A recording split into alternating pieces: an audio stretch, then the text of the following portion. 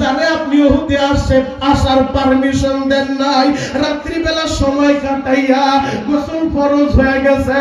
তখন আমার স্বামী শুনছে আপনি শহীদ হয়ে গেছেন, ইয়া রাসূলুল্লাহ ইয়া হাবিবাল্লাহ, নবীজি আমার স্বামী আপনার মৃত্যুর সংবাদ শুই না গোসল কইরা সময় নষ্ট করে নাই। আমার স্বামীর আমি দেখতেছি না, যদি স্বামীরে পান ও যদি শহীদ হয়ে যায় গোসল না দিয়া দাফন দিয়েন না। নবী বলে হানজালার লাশটা খোঁজ করো। হানজালার লাশটা খুঁজা পায় না। এই দিক দিয়ে একটা লাশ এমন পাইছে গো বাবা, সেই লাশটা দেখা চেহারাটা চেনা যায় না।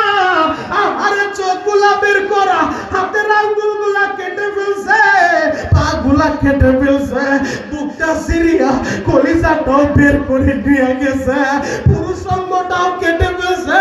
সাহাবীরা বলেন নবী গো একটা লাশ পাইছি গো নবী, আমরা তো তারে চিনতে পারতেছি না, চেহারাটা চিনা যায় না, পুরো চেহারাটা ক্ষত বিক্ষত, চোখগুলাও নাই, কলিজাটাও নাই। আমার নবী কাছে যাইয়া নবী আর চোখের পানি ধরে রাখতে পারে না।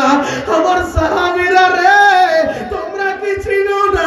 আরে এটা তো আমার চাচা হযরতে হামজা, হযরতে হামজা আমার চাচা রে। বেঈমানগুলা কিভাবে মারছে গো, আমার চাচার হাতগুলা কাইটা নিয়ে গেছে, পাগুলা কাইটা ফেলছে, বুকটা চিরিয়া কলিজাটা বের করে ফেলছে।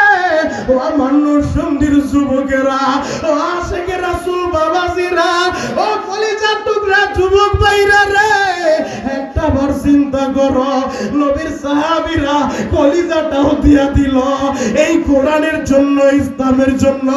নবীরে ভালোবাসা হযরতে হামজালা যারে আল্লাহ পাক রব্বুল আলামিন গোসল দেওয়ানোর জন্য প্রথম আসমানে নিয়ে গেছে।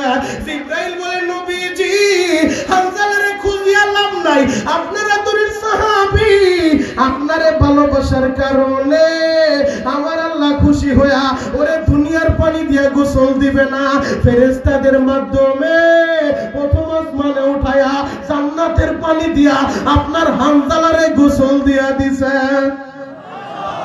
আর জোরে বলেন